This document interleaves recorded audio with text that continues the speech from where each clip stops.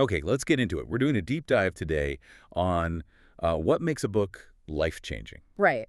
We've looked at lists from people like, Mark Manson, Ali Abdaal, Ryan Holiday. And mix that with reader forums, plus some academic stuff on how reading actually affects our thinking.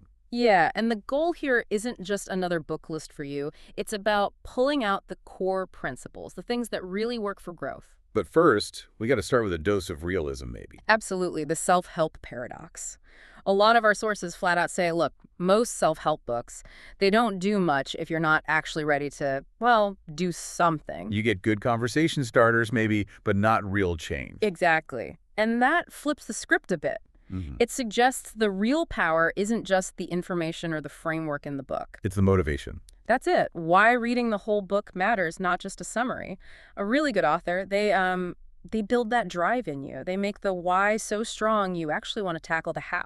Okay, so finding that why often starts internally, right? Yeah. With mindset. hmm That foundational idea from Carol Dweck, the growth mindset. Believing your abilities aren't fixed, that you can develop them. Because if you think effort's pointless from the start, Then the best advice in the world just bounces off, doesn't it? and tied into that belief, there's purpose, Oh. often forged in difficulty, maybe, like Viktor Frankl. Oh, absolutely. Man's search for meaning. His observation. It's profound. In the concentration camps, the people who survived often had a deep reason to It live. really hammers home that saying, he who has a why to live can bear almost anyhow. It really does. But then you see someone like Mark Manson take that idea of suffering and give it a more modern, intentional spin. How so? Frankl was facing unimaginable, involuntary suffering. Right. Manson's perspective is more about everyday life, which, let's face it, is full of challenges and, well, things that suck sometimes. He argues that the skill isn't avoiding pain, it's consciously choosing which pain matters to you. Choosing where to invest your energy, your fucks, as he'd put it. Exactly. Choosing your battles wisely. Okay, so that links the internal, your mindset, your purpose, your chosen struggles, straight to the external, to action. And if you've chosen your struggle, you probably need a way to manage it, a system. Which brings us neatly to atomic habits. Seems like that one popped up everywhere in our sources. It really did. The core idea being, change through tiny steps. That 1% better each day. The power of compounding applied to habits. Yeah, and that key phrase, we don't rise to the level of our goals, we fall to the level of our systems. Goals are wishes. Systems are what actually happen day to day. And what makes those systems stick? It's not just the actions, is it? No, it's deeper. It's about identity.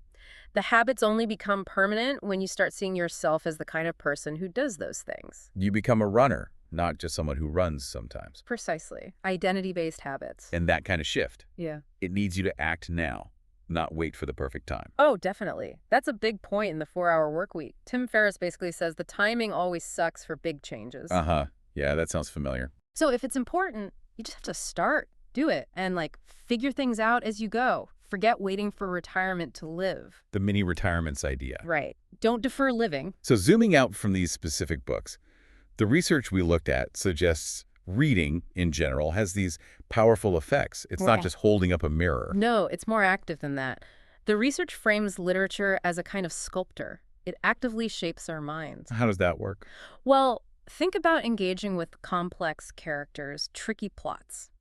It's like exercise for the brain. It builds empathy because you're stepping into other viewpoints. Broadens your perspective beyond your own bubble. Exactly. And it sharpens your analytical skills, too. You're constantly evaluating, predicting, understanding motivations, skills that translate directly to real-world decisions. Okay, so let's try and tie this all together. We've got Kahneman's thinking, fast and slow, telling us our quick, gut feeling, system one thinking is full of biases. Right. Systematic errors we make all the time. And then you've got the paradox of choice, saying more options often just make us less happy and more paralyzed. So maybe, just maybe, the act of reading itself, especially deep reading of complex stuff. Where you have to slow down, really engage that effortful analytical system two thinking. And focus on one complex thing instead of juggling a million options. Could that be the ultimate meta habit? A way to train ourselves out of those very cognitive traps. It's definitely something to think about, isn't it? The next time you pick up a book.